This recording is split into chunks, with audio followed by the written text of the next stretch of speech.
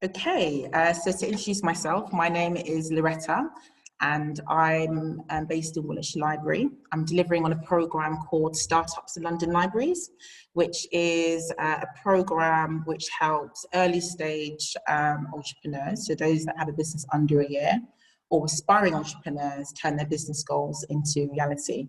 And we do this in a number of ways. We do this through workshops, one-to-ones, action planning, events such as this, a whole host of activities, even testing business ideas. It's not just me that's on the programme or delivering the programme. There's 9 other boroughs that are involved that have somebody like me based in the library helping people with those ideas. If you want to know a bit more about the programme, I'll speak about it towards the end in a bit more detail, so I can tell you how to get in contact with me to get some support if you wish. I'm also joined by my colleague Jay, who will be my eyes and ears during this presentation. Jay, do you want to say a few words about yourself and what you'll be doing? Morning all. I'm Jay. Do you want to meet yourself? There you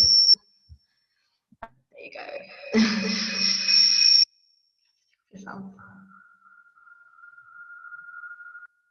Yeah. Morning all. I work with Loretta on the project. I support all the admin side of everything. So if you do join the projects on Greenwich, you might see me here and there. I'm really looking forward to this. It's really be an interesting morning for all of us. So yeah, thank you for being here with us. Thank you very much, Jay.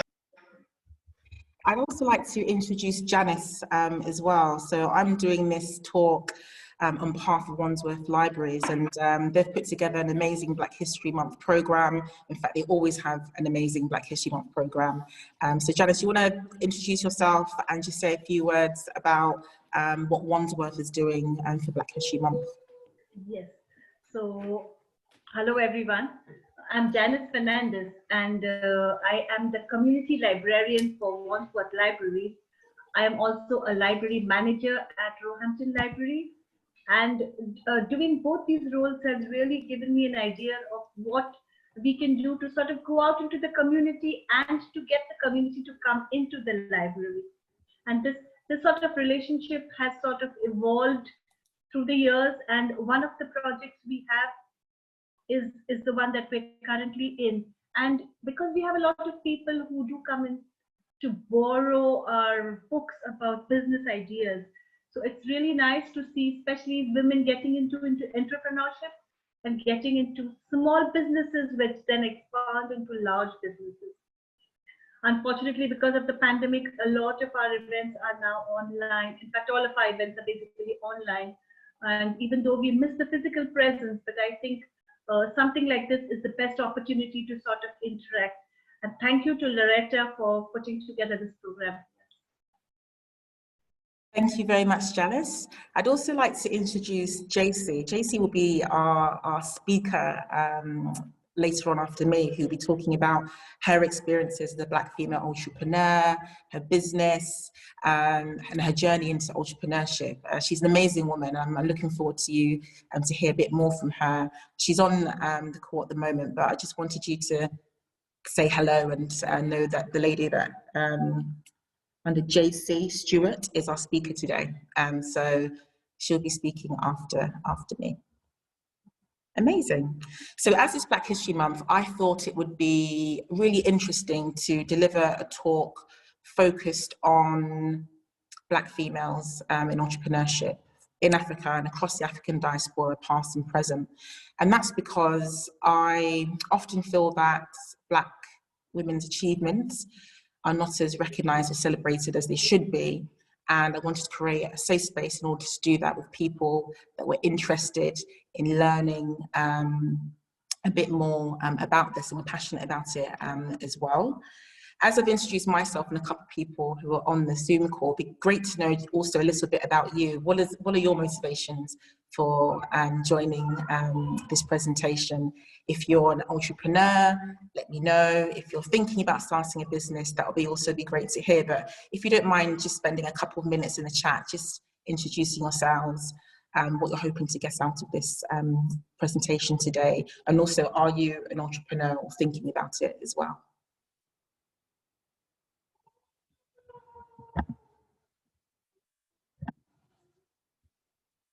So I'll give you a couple of minutes just to write that in the chat.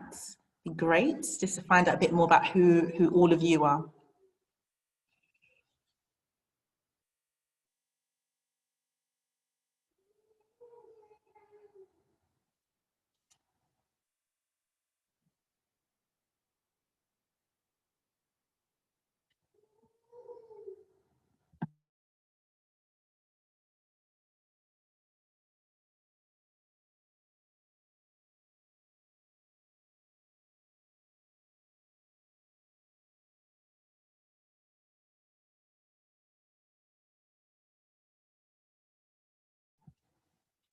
We got some shy people. Nobody wants to introduce themselves.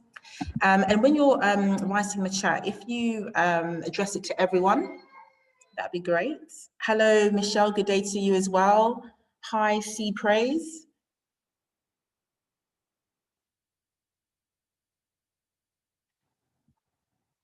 Hopefully during the course of this, we'll be warmed up a bit and we'll be saying loads of different things. Okay, FT, I would like to start a business in the near future. Thank you very much for that. It's good to know. Hopefully we can connect afterwards.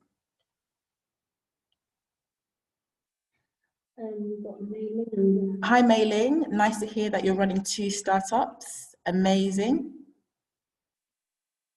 Great ideas.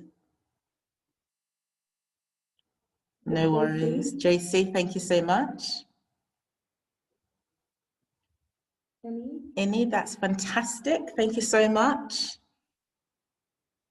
Oh, some links between Mei Ling and Inni. You might want to connect, actually. That'd be a good one. That'd be a good one. Hi, Sola. Nice to meet you. Fantastic. Hopefully we can connect afterwards. Got someone in the waiting room, Jay. There we go. Amazing. So thank you so much for all of those who have contributed already. Keep it going throughout the presentation. Keep introducing yourselves, networking, asking questions, etc. I'm now going to share my screen so we can get into the presentation.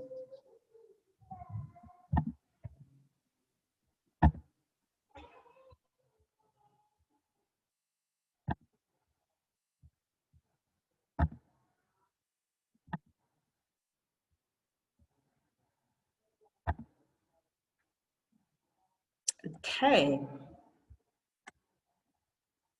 Can you all see my screen?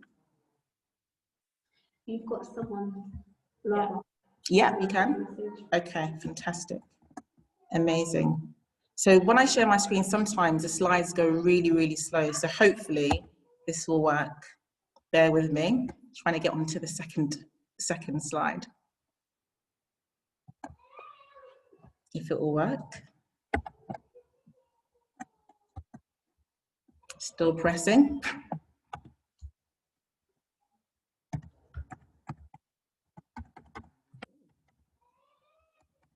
Okay, let me stop screen sharing and try and share again. Hopefully it will work.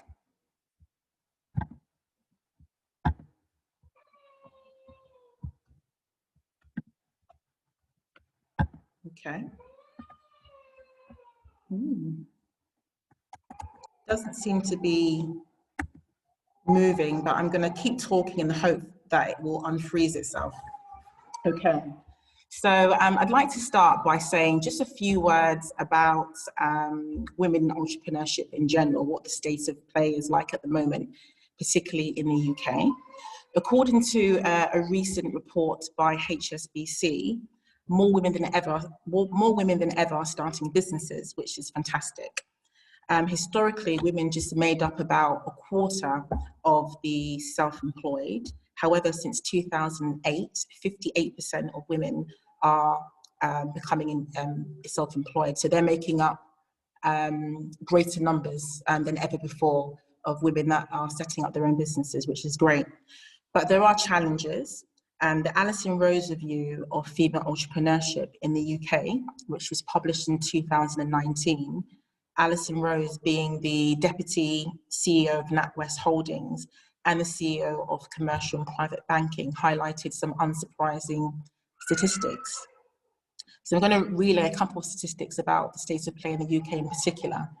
So the first is 1 in 3 UK entrepreneurs is female, and that's equivalent to about a gender gap of 1.1 million missing businesses in the UK.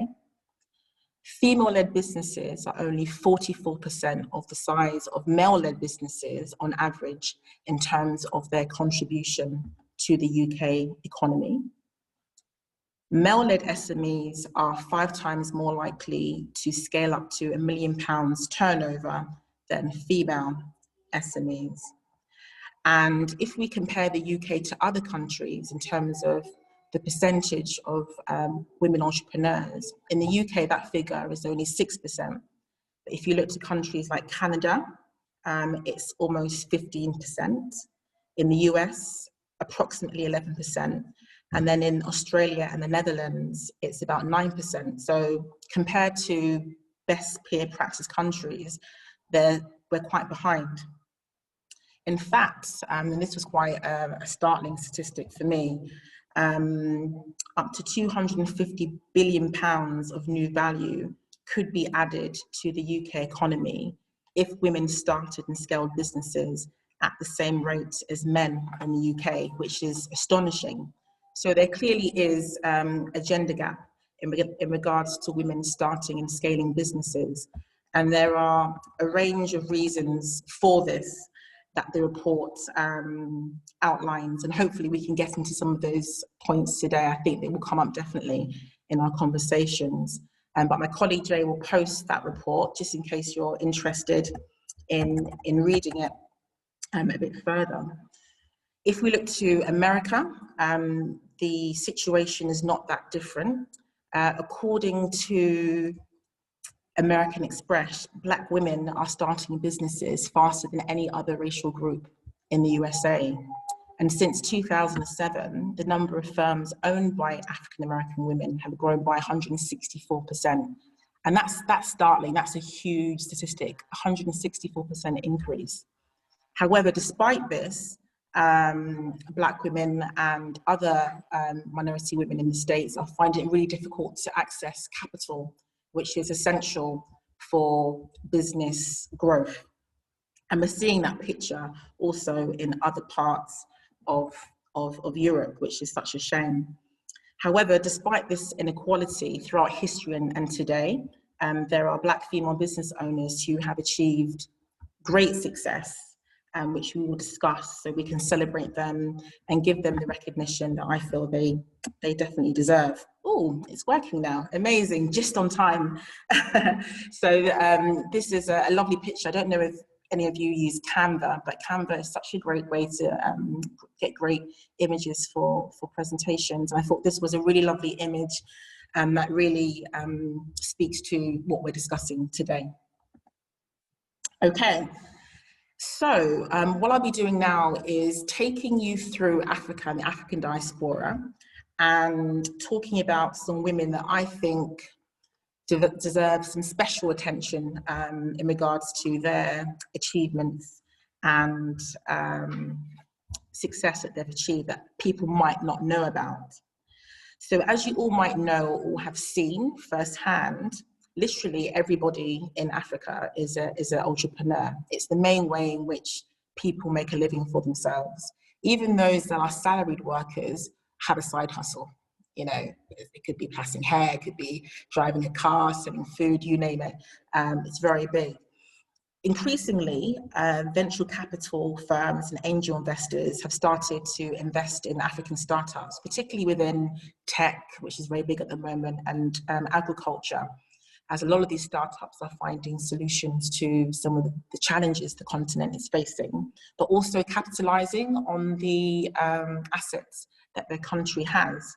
So as a challenge to you all, I did say that this talk will be interactive.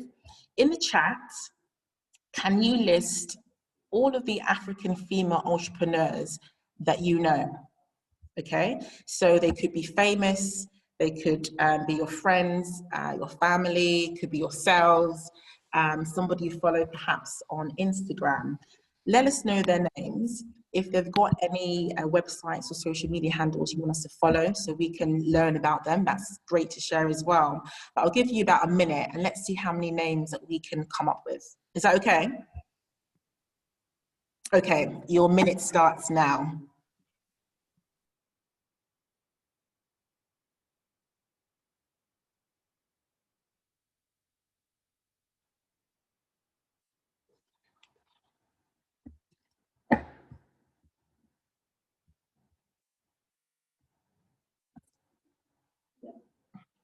Oh, we've got 3.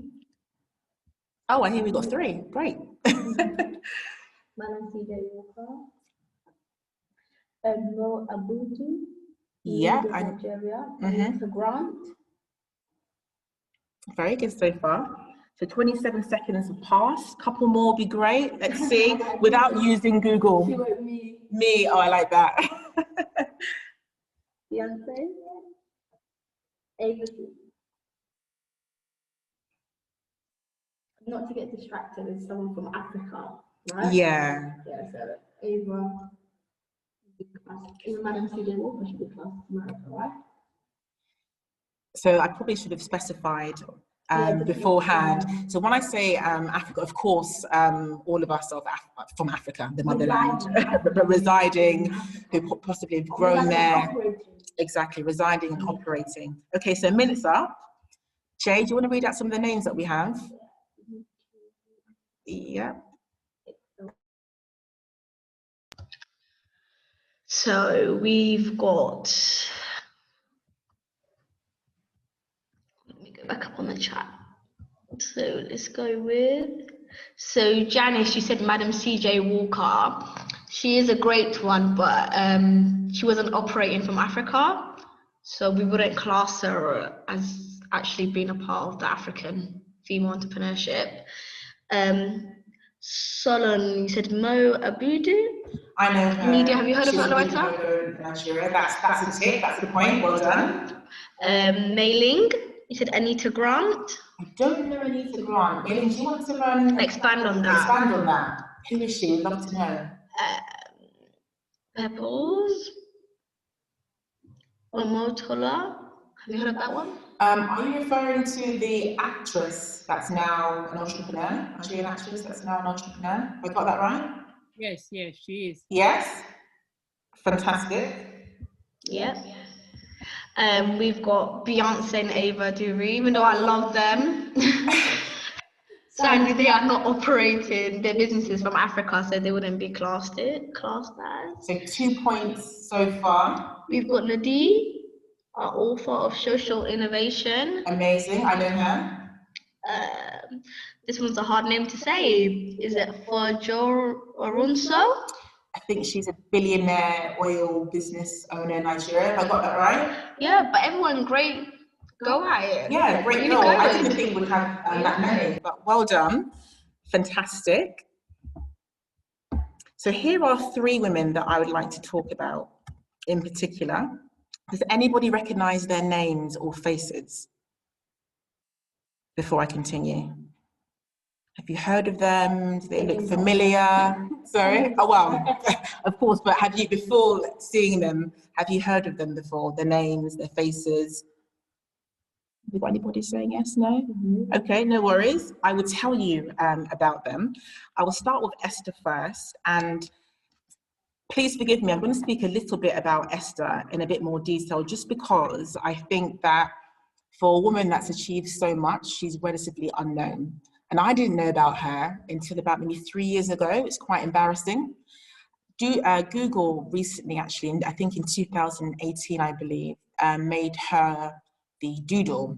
So I clicked on it and I read this amazing essay about her. I was like, oh my goodness, this woman is amazing. More people should know about her. So I'll speak about her just a little bit, in a bit more detail. So apologies if I'm boring anyone, but hopefully you'll find it as interesting as I did.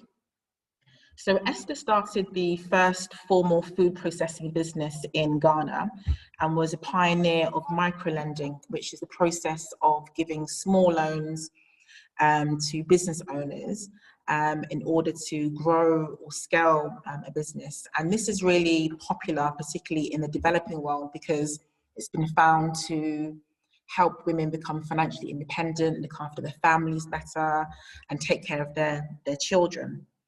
She built her business by supplying marmalade and orange juice to Achimota School and other organizations.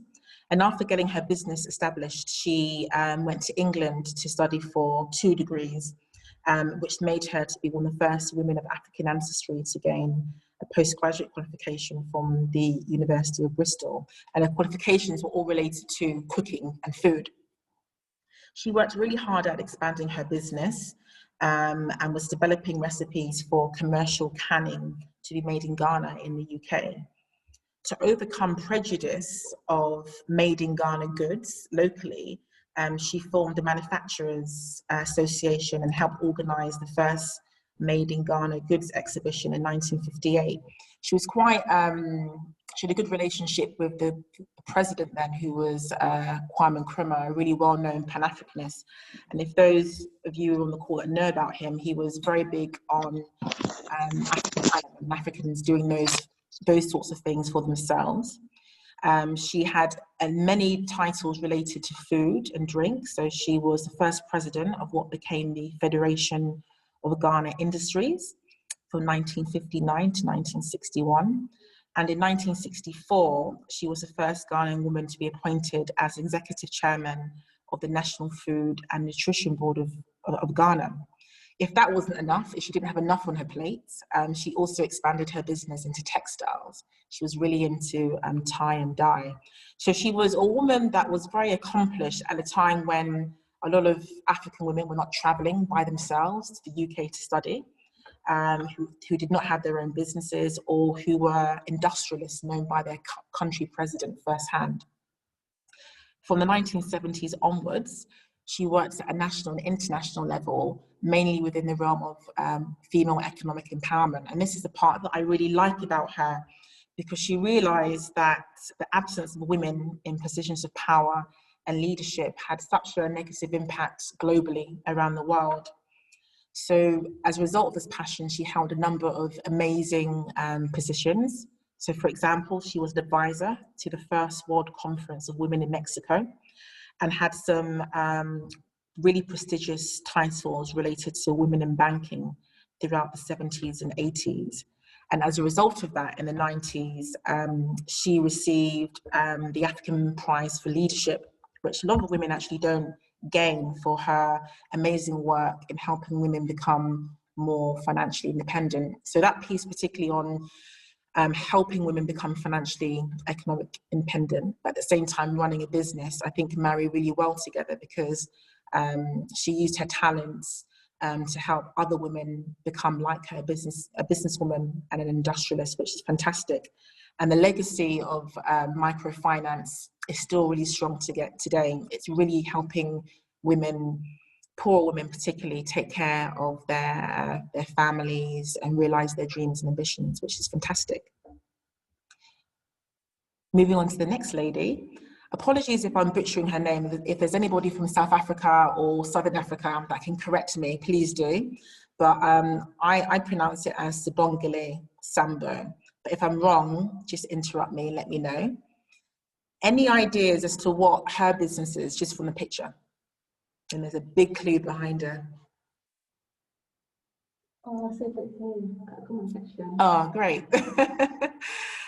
Any idea what she does? Has anybody mentioned it? Aviation, yeah, exactly.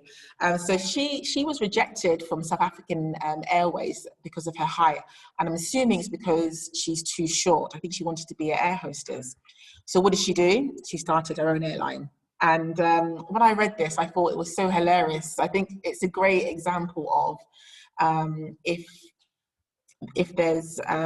you can't get a seat at the table, just build your own table. And increasingly, many people are doing this.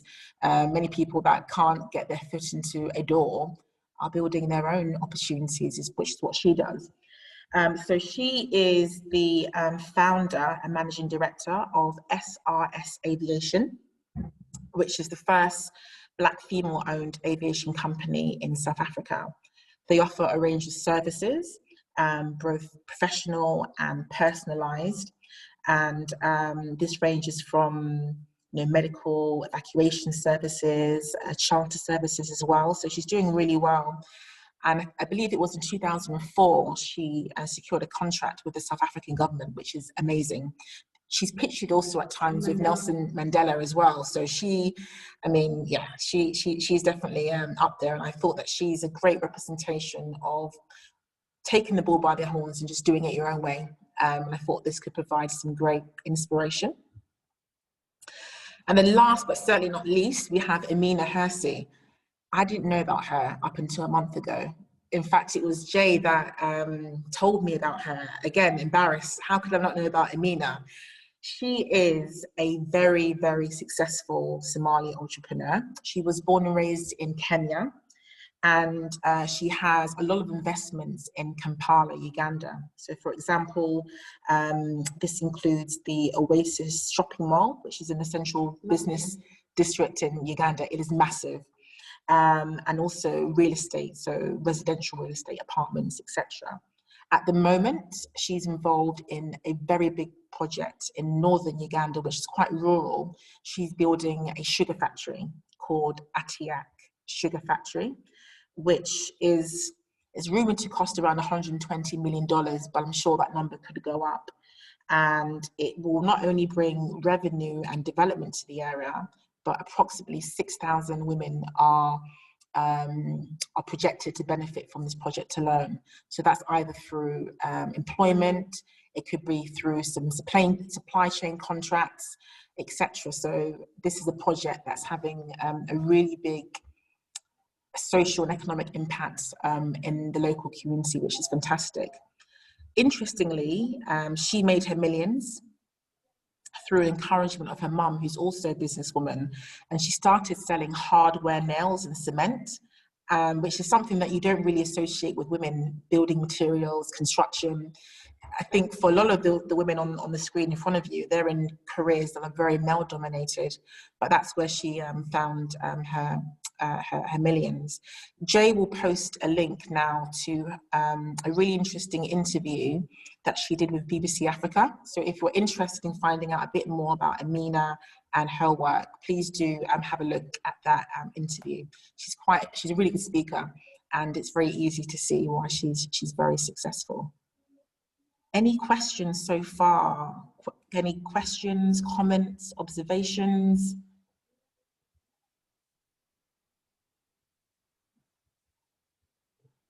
Jay, do you have any questions in the comment section? I refer to Jay all the time because I can't actually see the chat, so she's my eyes and ears. I'm very much loving the content. Okay, fantastic, amazing, that's good to hear. So, moving on. We have a map of North America. And I think the United States in general, and let me know if you agree, has a really strong history of Black entrepreneurship, both male and female, and they've made significant contributions to American society. Historically, I think there's an explanation for this, segregation being one of them. So segregation was a practice in America under the Jim Crow laws from the 1860s to around 1968, when African Americans got the right to vote.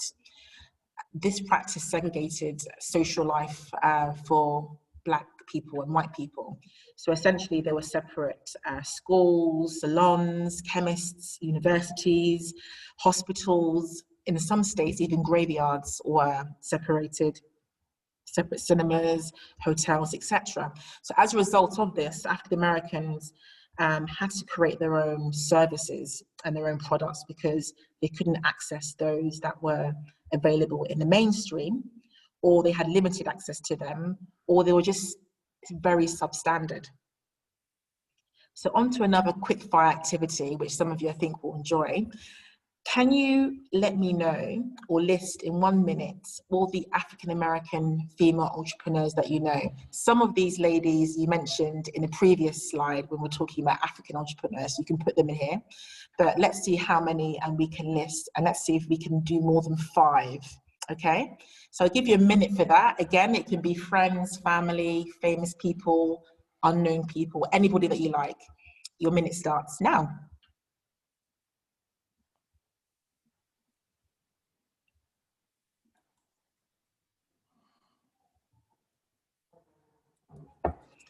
Okay, Jay, do you have any names coming in?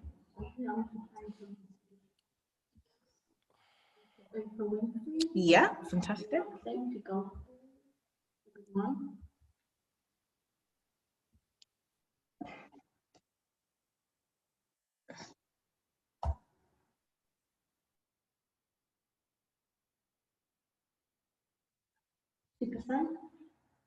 Mm-hmm. 30 seconds left.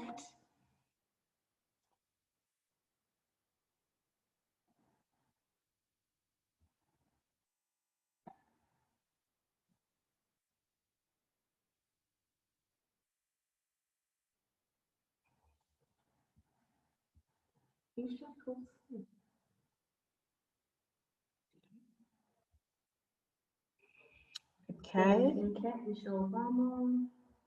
Okay, your time is up. Jay, would you do the honors of reading who we've got?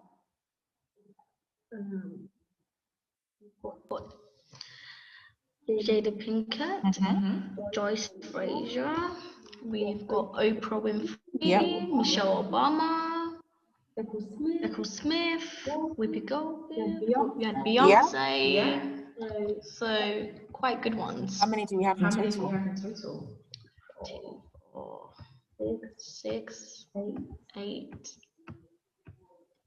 10, 11. Fantastic. So we've done even better. Thank you very much for that. Really appreciate it. I've got 3 women in particular to talk about, and I think Jackie, you mentioned Madam C.J. Walker at the beginning. Fantastic, because she's going to be the first woman I'm going to talk about today. So here is an image of some of Madam C.J. Walker's early products. And if you know anything about black hair care products that are on the shelves today, you'll see quite a lot of resemblance. So brands like that, they're still in the tin, Wave, are still in the tin. Even the brand Dr. Miracles, their branding and some of the images that they use have quite a lot of similarity to Madam C.J. Walker's early products. And that's quite nice to see, because there's that continual influence being used, particularly by other African-American companies that you see today. So I thought I'd show you what her actual hair products look like. She is, I would say, undoubtedly one of the finest examples of Black female business success in the 20th century, with the exception of people that you've already mentioned, such as Oprah, perhaps. She was born in 1867, so that was 2 years after the end of slavery in America. And she built her empire from the ground up. The film that was on Netflix about her, some of you might have seen. It seemed to be not historically accurate, but hopefully those of you that have seen it will give you kind of insight into what her world was like during those times. Her parents were former slaves, and she was orphaned at the age of 7. So she had quite a hard life in the beginning, picking cotton, being a housemaid, and also a washerwoman. In 1905, she created a product called Wonderful Hair Grower, and I showed you an example of what that looked like. And what that was a scalp conditioning product, because she suffered from an ailment that caused her to lose quite a bit of her hair. So she traveled around the country giving lecture demonstrations, which is a fantastic way to engage customers because of that experience that you get firsthand to see how this product works. And what a lot of people do now, absolutely. Eventually, she established Madam C.J. Walker's laboratories in Indianapolis. And I'll show you a picture of what that looks like, because it still stands today. To manufacture and train her employees. And at one point, she was employing 3,000 women that she called Walker agents to sell the products, which is amazing. I mean, it was really large scale. If anyone knows anything about the black hair industry, you will know that it's worth billions of dollars. I mean, this is a $1 billion industry at the moment. And that was certainly certainly the case during her time. I mean, hair care products sold, so it's unsurprising that she became a millionaire from it.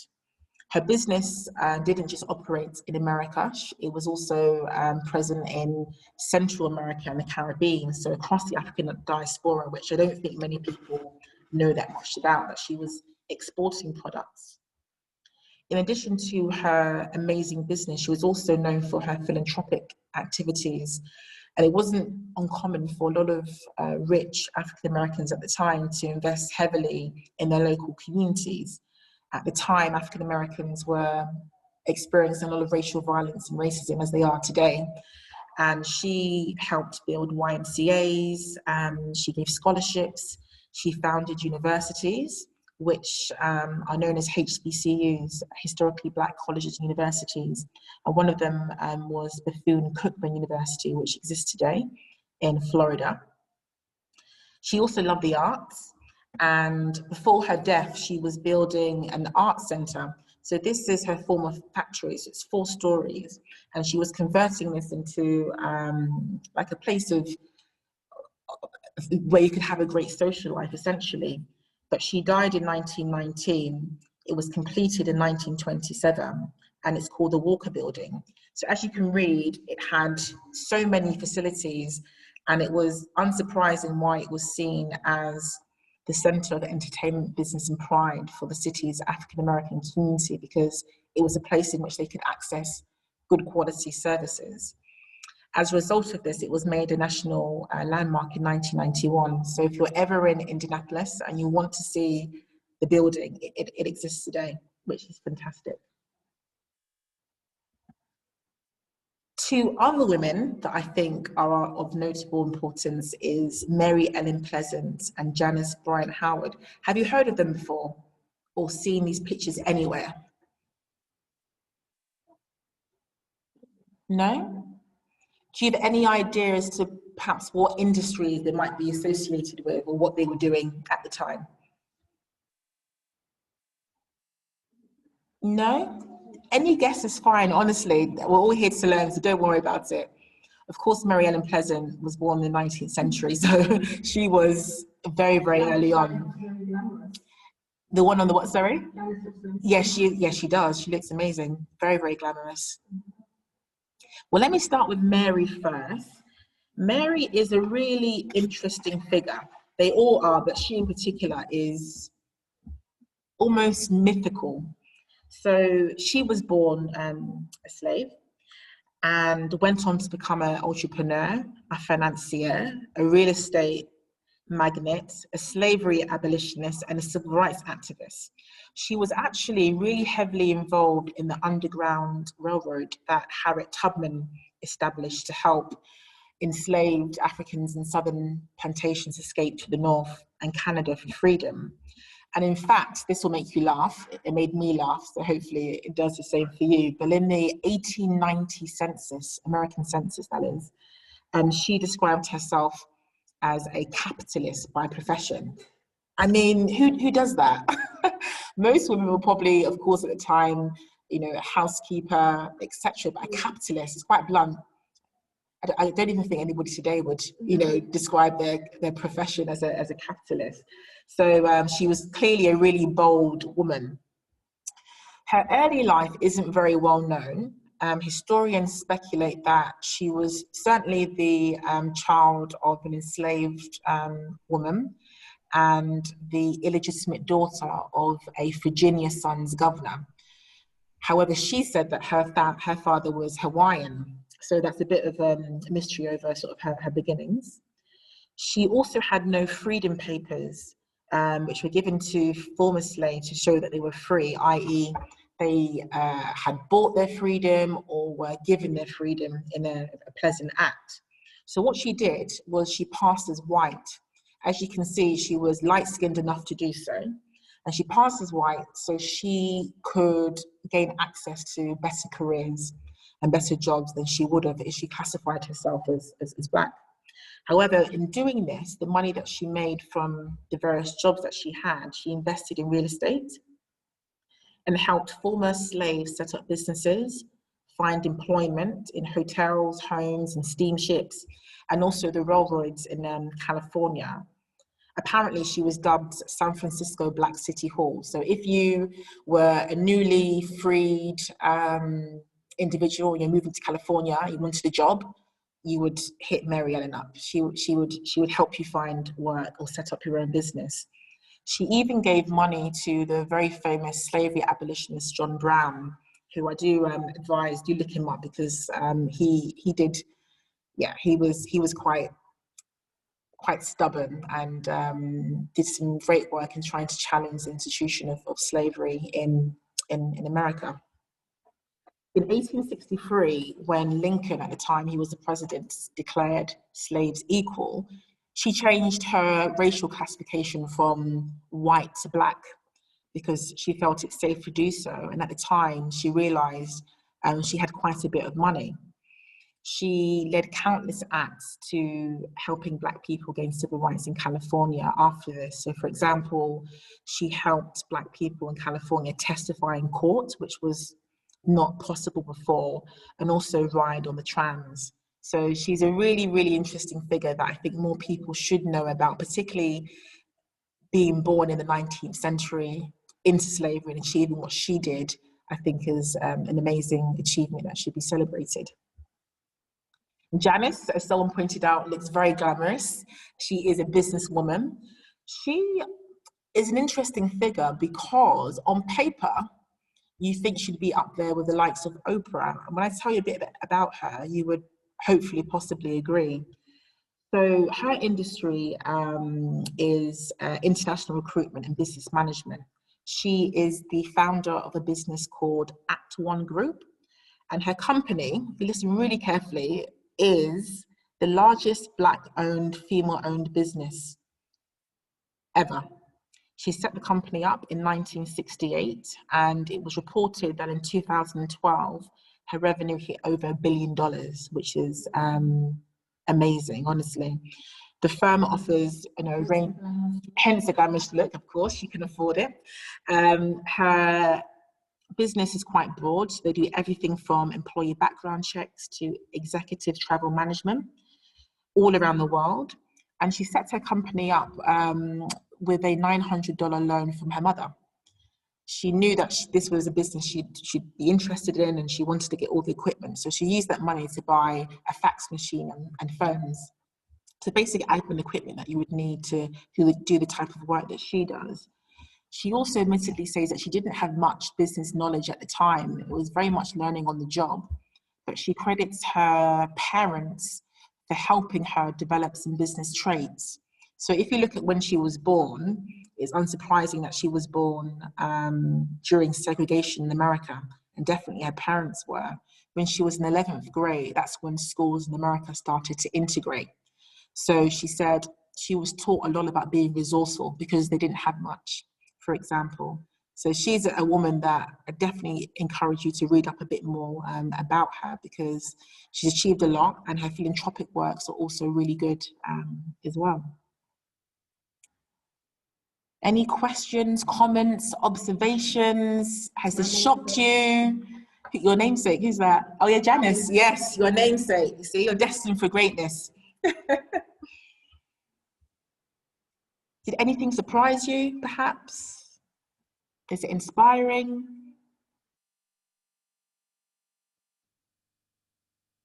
Anything in the comments, Jay? No? No? Is everyone just shell-shocked? Okay. So moving on to the, sorry? We're all trying to type, but being a bit slow. It's super interesting. For me in particular, I feel like I'm really interested in these things and know about them, but, so many new names have sprung to mind and so many narratives. It's particularly when we look at Africa, when we look at what's going on here, I think we're all very quick to name, American entrepreneurs, interestingly, mainly entertainment. So it's, yeah, definitely putting these narratives to the forefront is really important. Thank you. Is that Inni? Who was speaking just now? Yes. Was it? Okay, yeah. Fantastic. Thank you. Yeah, Thank you for that contribution. Appreciate it. Amazing. So here's a map of the Caribbean. I tried to get something as broad and as representative as possible. So I'm now going to speak about some Caribbean female entrepreneurs. Do we have anybody from the Caribbean represented in the room, out of interest? And if so, do you know of any Caribbean female entrepreneurs that you'd like to share with us today before I talk about, yes? Okay. Please share. Are there anybody in particular from maybe your country that you'd like us to know a bit more about before I talk about two in particular?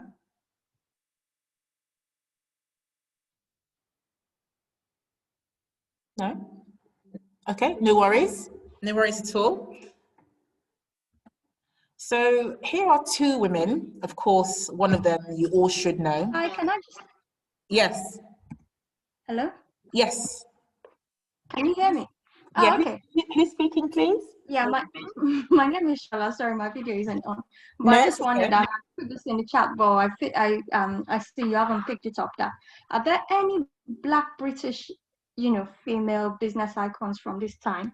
Because when we talk about Black history, sometimes we're so very focused on the American end of things, and I just wondered about Black British people who at these times you were charting.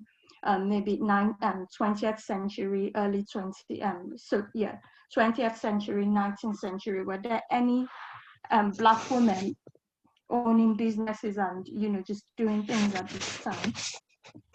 I've got a whole slide on it actually, and I've been really biased because I've put more more women on there to talk about. But when you talk about save the best for last, exactly. But when you talk about no worries. But when you talk about 19th century, that's like the 1800s. There was definitely a Black presence in the UK. But I would say it wasn't really until, it wasn't heavily documented at all. Victorian London, Black presence is documented. There's quite a few books on it.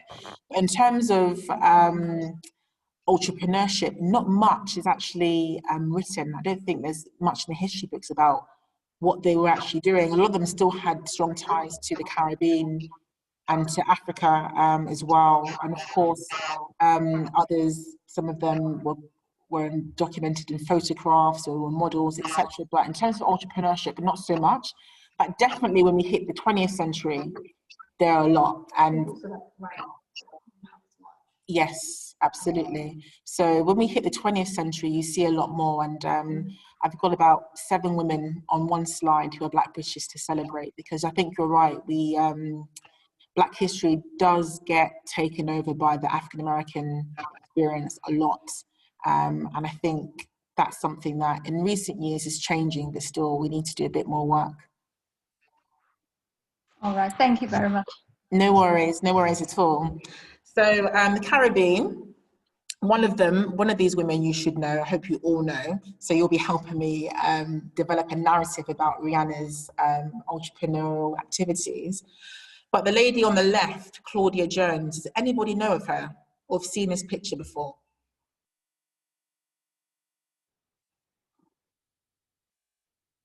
No? Yes? Juliet, what do you know about Claudia, if you're happy to share? You can go off mute if you want to, if it's easier than typing. Also NFT. NFT, amazing. Anything you want to share about her? What do you know of her? What's she quite famous for?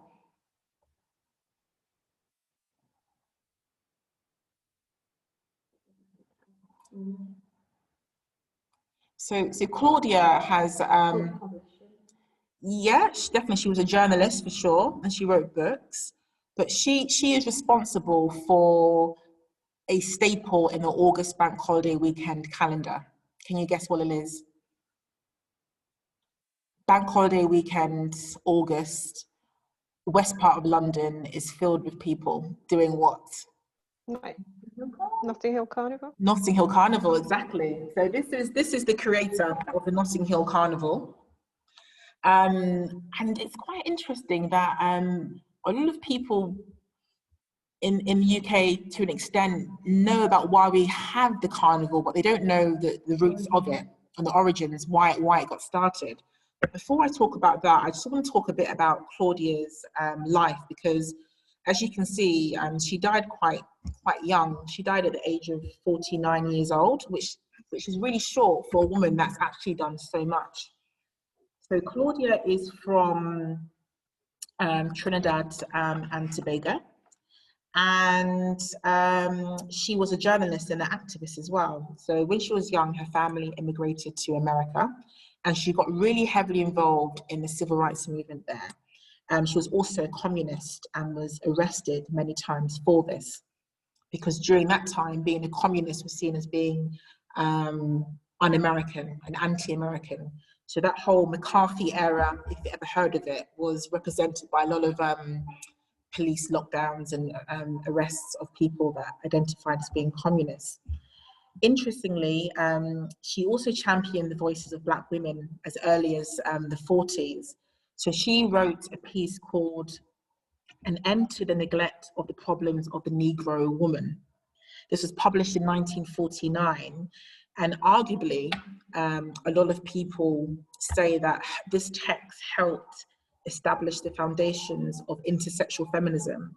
And they're conversations that we're seeing a lot today, particularly on social media at the moment, in regards to conversations around Black women not being protected enough and not being listened to enough as well. And she was talking about this as early as the 40s. She was eventually deported from the US because of her political beliefs. And she was meant to go back to Trinidad, but the British colonial government there didn't want her. So she went to the UK instead, and she didn't keep quiet. She saw the treatment of the Windrush generation, and as we all know today through the scandal, that treatment is still going on, really poor treatment. And of course, the encounters with racism and violence that did happen in the UK. It wasn't just America. So she established a newspaper called let me get this right, the West Indian Gazette. The Voice newspaper likes to say they're Britain's first Black newspaper, but I think Claudia was the first to develop a Black newspaper in Britain. At the time, you had a lot of right-wing gangs, and the White Defence League at the time was led by Oswald Mosley. So him and other racist gangs started attacking people in the Black community, and violence eventually broke out in Notting Hill for 5 nights in August. So if you see the threads, in August for 5 nights in Notting Hill, there was a lot of racial violence. So Claudia responded to this by hosting a carnival to uplift the community by celebrating their culture and their heritage. So the first carnival didn't actually take place in Notting Hill. It took place in King's Cross in St. Pancras Town Hall, and it was televised by the BBC in 1959. Afterwards, it was staged in lots of different local town halls and community centres for several years before it became a massive event, which is a staple in the August bank holiday calendar. And I was thinking, when I was doing my research on her, I wonder what her thoughts on Notting Hill Carnival would be today if she was still alive, that it's now a huge, massive event, not just for Britain, but for Europe. People fly in to experience this. And then last but not least, we have Rihanna, and hopefully you can help me shape Rihanna's entrepreneurial journey. So in the chat, if you're happy to, could you let me know, how did Rihanna get started? What was her first claim to fame before she got into entrepreneurship?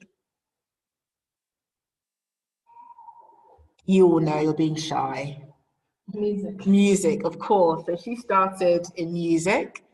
Her first before Umbrella, what was the single? What was her first international single? Upon the Replay, exactly.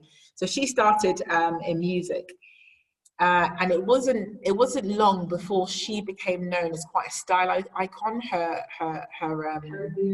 Yes, exactly. Her dressing, her tattoos, her hairstyles. She became quite a bit of a style icon quite quickly.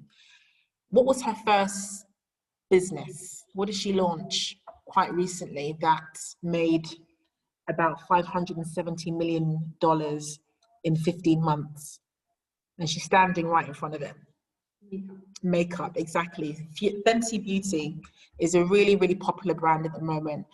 And despite it being a makeup brand, I think one of the reasons why it's so popular, besides her popularity, is that diversity and inclusion is at the heart of it.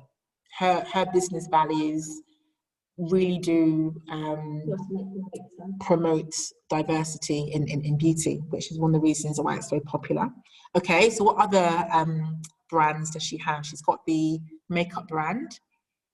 She's got some more. Fashion line, exactly. A men's fashion line as well. There's two more. Lingerie, exactly. She had a fashion show recently, which was amazing. And there's another one that she's just recently started as well, related to makeup, but not makeup. Skincare, exactly. Outside of this, she is a philanthropist as well. So she has a foundation called the Clara Lionel Foundation. And in 2012, since then, she's been donating to a lot of health initiatives in the Caribbean, including a cancer center and a hospital in Barbados. She's also set up scholarships to help students in the Caribbean study at American universities, to name a few. And as a result of all this amazing work that she's done, in 2017, she received Harvard University's Humanitarian of the Year Award for her philanthropic work, which is great. So for a lady that's, a young lady, 32, that's done quite a lot in her life so far, and definitely more to do, I think that she's a great representation of a young businesswoman that's used a platform of music to diversify, essentially, which is fantastic. Any observations, thoughts, comments? Did anything surprise you?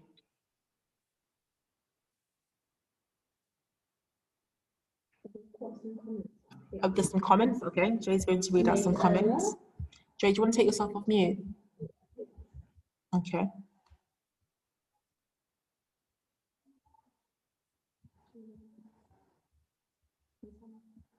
Oh, yeah.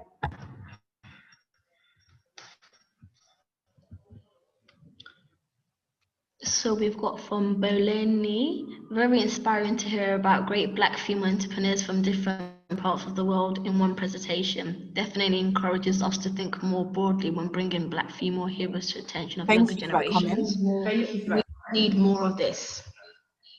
From any documentation, we think we need to continue to document our stories and achievements so the future generations can learn, understand, build on our work.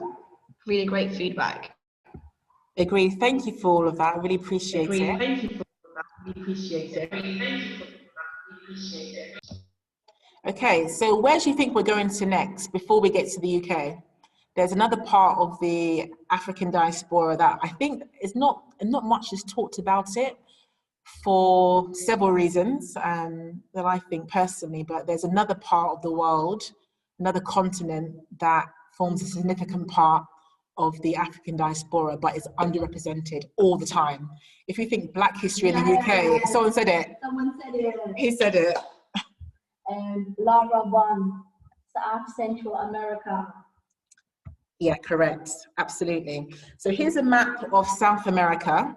And South America, particularly places like Brazil, Colombia, Venezuela, have, oh, of course, Guyana, we can't forget, Suriname, French Guyana, have really big Black populations, of course. Even Argentina, Peru, Uruguay, places where you think that we don't exist.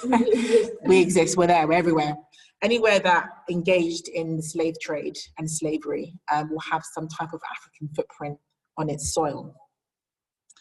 And when I was researching about Black female entrepreneurship, particularly in this part of the world, I couldn't actually find some key names to talk about. And I thought this could be for a number of reasons.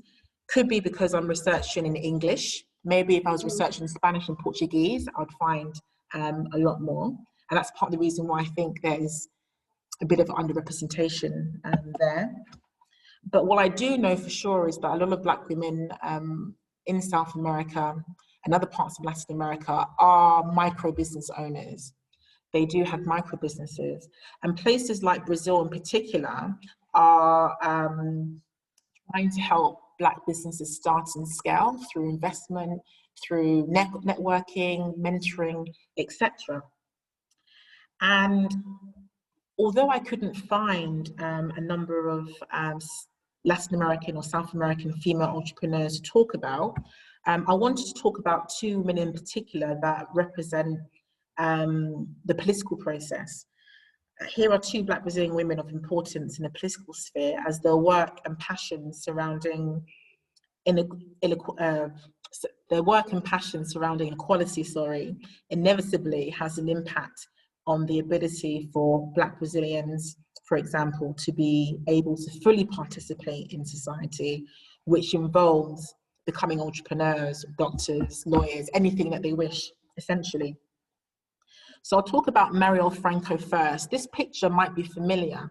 Something happened in 2018, it was her death, that caused, worldwide condemnation. She was a really famous politician, a feminist, a human rights activist from Rio de Janeiro that was outspoken about police brutality in the favelas. She also fought against gender violence, LGBT rights, reproductive rights of the poor, and the rights for favela residents. So she was seen as a threat to the establishment because she had the poor basically in her pocket, as some politicians would say. So after attending a meeting about Black women and power structures, she was murdered herself and her driver were assassinated in a hail of bullets. And lots of protests happened around the world. Amnesty International got involved for a full scale report at what happened. And apparently some former police officers and paramilitary troops have been linked to her murder, which is a shame.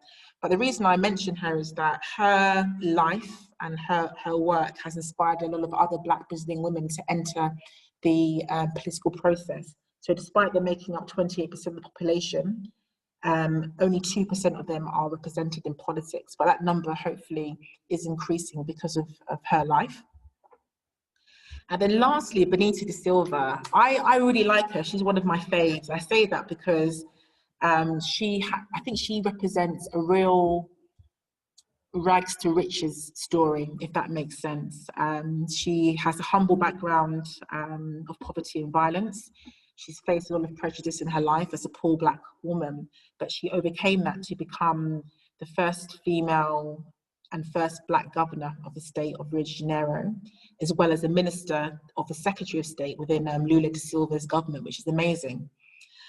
She did so at a time where Black people and women were not really visible in Brazil's political process. What's inspiring about her also is that she went back to school at 40 to get a high school diploma and went to university at the same time with her daughter, which I think is quite sweet, all while being involved in grassroots organizations, setting up organizations, and experiencing tragic things such as being widowed twice. Today, she's still alive, thank God, and she's still an active advocate for women's rights and the rights of Black people and other ethnic minorities in Brazil. What I like about her is that she challenges the notion that Brazil is a racial democracy. And if you know anything about Brazil and other parts of the region, you would know that in Brazil, that myth has developed and still lives today on the basis that it's a very mixed society. Lots of people of mixed descent. So the idea has also always been there can't be racism. How can there be racism if we're all mixed? But that idea, and of course colorism as well, but that idea has made people accept forms of discrimination on the basis that, well, that discrimination that I'm facing, maybe poverty or lack of a job, can't be because of racism. That notion has also made people reject affirmative action. Affirmative action in Brazil has started. So in universities, for example, affirmative action is practiced, but people push back on it on the basis of there's this racial democracy and there isn't. So she constantly challenges that, which is brilliant. If you want to read more about her, I advise you read her autobiography, which is amazing. It's in English as well, and it's called Benedita da Silva, an Afro-Brazilian woman's story of politics and love. It's a really good read, and I really recommend it if you'd like to know a bit more about her life and the Brazil that she was growing up in the time. Okay, so what I think we've all been waiting for, the UK. Can you name as many Black British female entrepreneurs? Let's see if we can beat America. And I think with America, we named, was it 14? I think we named about 11, sorry. We named 11 Black female entrepreneurs. Let's see if we can beat 11 by naming as many Black British ones. I'll give you a minute. Jay's looking at me like, ooh, I don't know about this one. But hopefully we can name a couple, and then I will share with you some ones that I feel should be on your radar. Oh, wow. Any district numbers official state language in Brazil? Yes, yeah, that's true. There's huge links, Yoruba links to Brazil. I think even Candomblé is based on the Yoruba Asian religious system as well. Yeah. Okay, so your minute starts now with naming as many Black British female entrepreneurs as you know. We've already got 3 in this room already. I think 4. So your time starts now.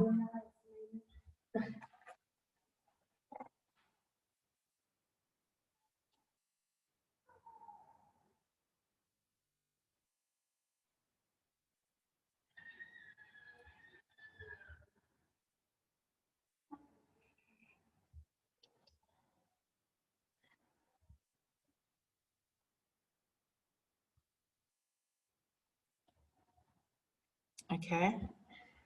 And names coming in, Jay? Yeah, a lot. Okay, good.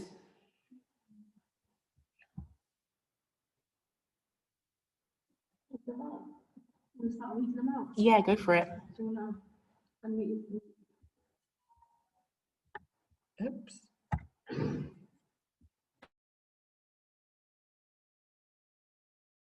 So we've got Deborah Okola, Dr. Anne Marie, Jarrell King, Izzy Obenga, Autumn Ababrizia. Sorry if I'm mutilating these names. I really do apologize. I'm really sorry. Do you want to go for it? I can't do it. I'm butchering names. Okay, Kiki, Dame Vivian Hunt. Yeah. We've got Beverly Knight, Michelle Cole, Jamelia. Trying to see. Yep, that's who we've got. How many names do we have? So that's 2, 4, 6, 8, 10, 12. Kenya King. Yeah. 11. Flolella Benjamin. Oh, we've got so many. Oh, we've got so many. June Sapong. We've got so many British amazing. people. Okay. You lot did really well. You did better than what Loretta thought you Do you know what? This was based on a similar presentation. Nobody could come up with at least 5. So I was like, oh my goodness. But you've all done really well. You've come up with more names than we had for African American women. So well done. I think that also shows that things are changing as well. I feel as though entrepreneurship is becoming definitely a career option, more of a career option for Black women. Which is fantastic. So here are some names that you've already mentioned that I'd like to share with you. I think somebody mentioned Anne-Marie Imefadon. Here are a couple more that I feel we should know about. The names are already in the chat if you haven't heard of them before. Someone mentioned Margaret. Oh, fantastic.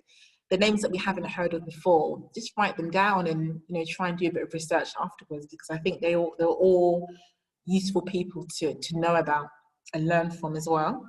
So very quickly, before I hand it over to JC, because I'm aware I've been talking for too long. Here is an overview of a couple of them. So Margaret Busby, she is a well-known publisher, and I believe that she was actually, I think, the youngest Black woman. She was, let me get this right, she was Britain's youngest and first female book publisher when she co-founded a publishing company, Alison and Busby, in 1967. So she's fantastic. She's still alive today and has an OBE for her work because she's an amazing publisher, playwright, and also radio producer as well. She is also, I think, the cousin of Moira Stewart as well, which is really interesting. Anne-Marie has a fantastic social enterprise called STEMX, which is doing amazing work in helping young girls into STEM through mentoring, workshops, panel discussions, etc. Bit of a genius as well. I think she got a master's degree at 19 from Oxford University as well. Sharmadean Reid, she is the founder of 1Ls and Beauty Stack. Beauty Stack being her latest venture. 1Ls no longer trades. I think in 2019 they stopped trading after 10 years.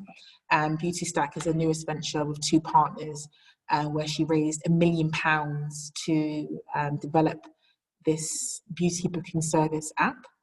Ronnie Savage has an amazing sort of built environment construction company. Rachel and Jocelyn at the bottom there, the founder of Afrocentrics. If anybody's into natural hair products, you would know them. They started their business with £50 each at university.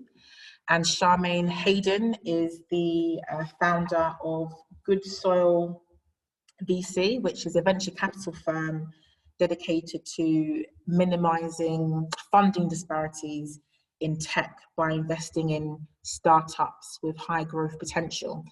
Usually the founders being women, Black, LGBT, or from another sort of underrepresented group. So there's so many examples of Black British female entrepreneurship that you've all mentioned in the chat.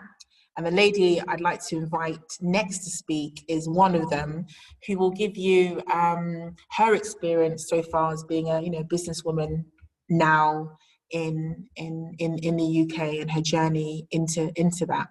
There's a couple of you that also have businesses as well. So when she's speaking, do you think of questions to ask afterwards, or leave comments in the chat so you can share experiences, inspire one another, and hopefully exchange contact details as well.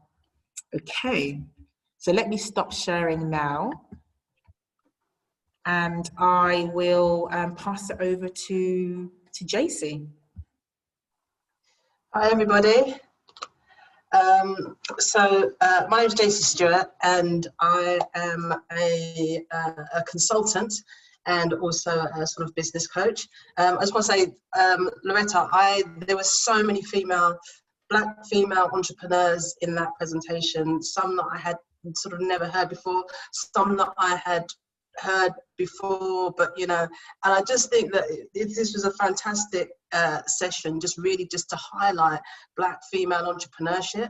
I think it's a fantastic segue to sort of help, as you mentioned, there's Black females that are in business at the moment, and it's inspiring. It really is inspiring that we can go to the different continents and really plug in and see what kind of entrepreneurship is taking place. I've got a little bit of a cold, so I'm just going to really sort of just brush over, briefly, a little bit about sort of where I've come from in my journey. Honestly, I've been absolutely blown away by this content, and definitely want to see and look to see how it could be used. Obviously, Black History Month, October. Let's see how we can kind of really utilize this and use it as a kind of mainstreaming there. In when you're sort of delivering enterprise and entrepreneurship, weaving it into the fabric of enterprise and entrepreneurship, and business support and business advice. I don't see why it shouldn't and why it couldn't, and it actually needs to be in there as well. And it was just interesting. I think some of the things that you're kind of mentioning, some of these entrepreneurs, some of these female entrepreneurs are quite large in terms of, you were mentioning lots of millions, and they have made lots of millions, but that's not necessarily always somebody's aim to success, to make millions. Some people, it really is just that, you know, they have that passion about wanting to be an entrepreneur or wanting to start their own business, and there's no, you know, set scale in which, you know, you can kind of testify to say that, you know, you're successful. The success starts really with you, and the fact that you kind of have that idea in your mind that you want to set up a business, and the fact that you then go ahead and whatever level it is that you reach, you actually do it. That is entrepreneurship, that is enterprising, and that is taking that one step from idea that you have in your mind to actually, you know, going out there and doing it. So just real quick, so I'm just sort of aware of time. I've been a business advisor for about a good 20 years now. And I started by getting grants for underrepresented BME, we used to call it back then before the BAME sort of came in, but helping groups to sign that kind of get, you know, if they had an idea about working in the community. And it kind of just spiraled on from there, really. So my background is really working with social entrepreneurship. And my journey in terms of that, what's been interesting for me is that the SiLL program, which you kind of mentioned in the very beginning, and you can see there on Loretta's name, it says SiLL one-to-one bookings. On that program right there, back into, I think when it first opened, which was May 2019, yeah. I've been an advisor, but not actually, I do have a business, which is a consultancy business, but not actually, you know, selling anything but my consultancy and business strategy skills.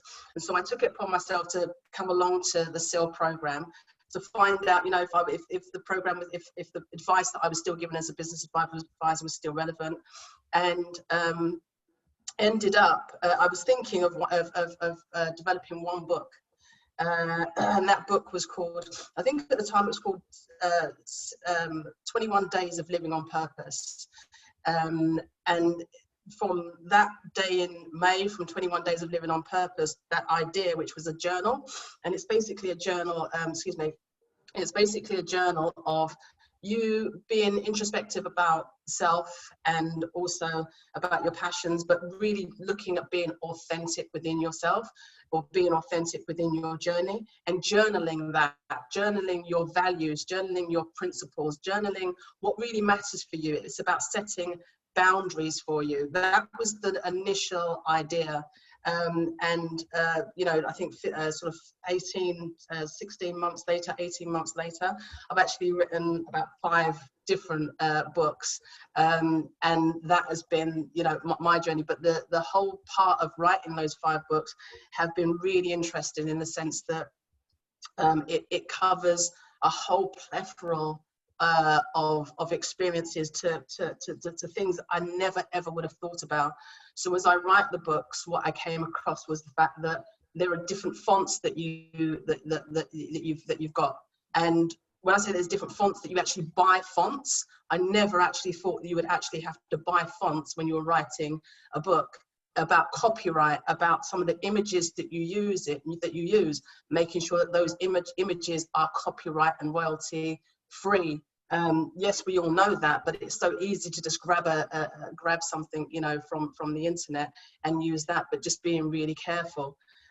Learning about barcodes and putting barcodes on the back of books, learning about your target market, also about who it is you're trying to attract. All of these things, as a business advisor, when I speak to a business, it's easy for me to sort of, you know, guide people in the direction of how they can take their idea and make it into a reality. I do that quite easily and seamlessly, but it's like that hairdresser who's got the sort of bad hair, but yet they can make your hair look absolutely amazing. So when I then started to embark on that that journey of producing services and producing the books that I've produced, it was a real eye-opener. But I did say to Loretta for this book, one of the books is called Passionpreneur, and it's going to look backwards when I show it here. because of the reflection that reflects back. But I am actually giving away one of these books, and to anybody and everybody who is on this call right now. So I think I'm not sure how to give it away, but for everyone who is on the call, they will get a 30% discount, and I'll get a code to Loretta, and anybody who kind of wants to buy it.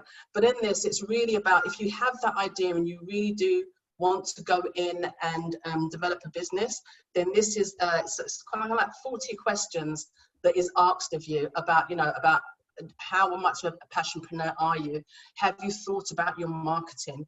Have you thought about your customer target market? And it really is, it's just a quick little pocket handbook to just write down and everything that you have, ideas that you have in your head, before you go out and rush out and buy the website and buy all of that sort of thing. Just jot it down first, just making sure that this is something that you're really ready to go into to doing.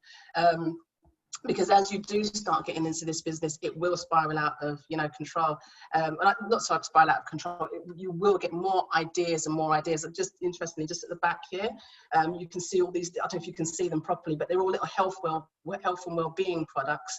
And it's just something that as you start to get into business, so there's books, there's services, there's health and well-being product, your business starts to just build and build and build and gradually just get bigger, and then you can really start to see how you are diversifying your income. But it has to start first with you just putting those ideas that you've got in your mind down on paper and being able to kind of just use that. And like I said, I specifically made it as a pocketbook. So I'll just leave it there, and back to you, Loretta. Amazing. Thank you for that, JC. I really appreciate it. JC, one thing that I really like about JC is that she's really, really into values. And one thing we talk about a lot is purpose. We bang on about purpose all the time. Why are you setting up a business? What's the end goal? Why are you motivated to do this? And without purpose, I personally feel any venture that you go through in life will fail. If you don't know why you're doing it, there's nothing that's keeping you there.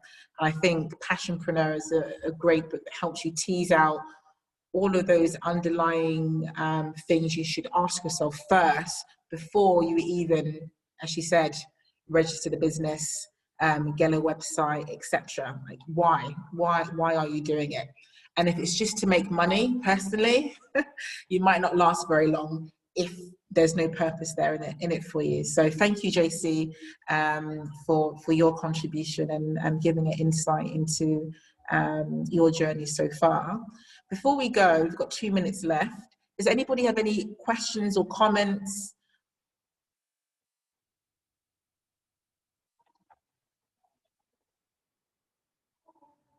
No? Okay. Well, hopefully we can all stay in contact. If you'd like to stay in contact with me, if you have an idea you want to develop, if you want to be joined to a community of entrepreneurs that I'm working with, and indeed the whole program, let me know. This is my address. Well, actually, let me start sharing the screen so you can take the details again from my presentation.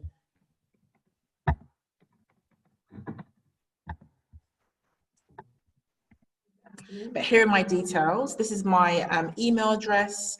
You can also call me as well. I'm based in Woolwich Library. I'm usually here on Monday and Thursdays and work the rest of the time at home. But if you wanted to pop in and see me, or if you wanted to give me a call, please do. Connect with me on LinkedIn as well. I'd love to connect with anybody else here as well. I'd love to add you on LinkedIn and stay in contact. So if you're happy to, just pull it in a chat, and we can all stay connected together. If you'd like to recommend this presentation, I'm doing it again on the 15th of October. So please share with friends or family that you think might be interested. I'm also going to mention some of the names in passing that you've put in the chat, because I've also learned about people I've never heard before as well. So this education and learning, long may it continue, because I think it's been excellent and you've all been amazing, amazing attendees, really. Yeah. Comments are coming through. Thank you very much. Appreciate it. You can save the chat as well. So if you want to save people's details that have been shared, you can save it as well. And it's been recorded. Janice will have the link and she'll share that on, is it your Twitter page, Janice? Yes. Exactly. So if you want to listen to it again or share it anywhere, you absolutely can. Yes. Amazing. Okay, on that note, go for it. Go for it, Janice. We have a Wandsworth Librarians YouTube channel, and we'll upload this link on it as well. Thank you very much. So on that note, bang on time, like 12:30, my goodness. Amazing. Thank you so much, everyone. Oh, Bramty, you're not on Twitter. Is there any way you can get the link? Don't worry. If you check YouTube, Janice mentioned the group, Wandsworth Libraries. It will be posted there. Or you can just email me. Here's my email address. Let's put it in the chat, just in case people didn't get it. Yep, there we go. Yep. Amazing, excellent, everyone. So take care and hopefully see you around. Thank you. Bye. Thank you. Bye. Bye-bye.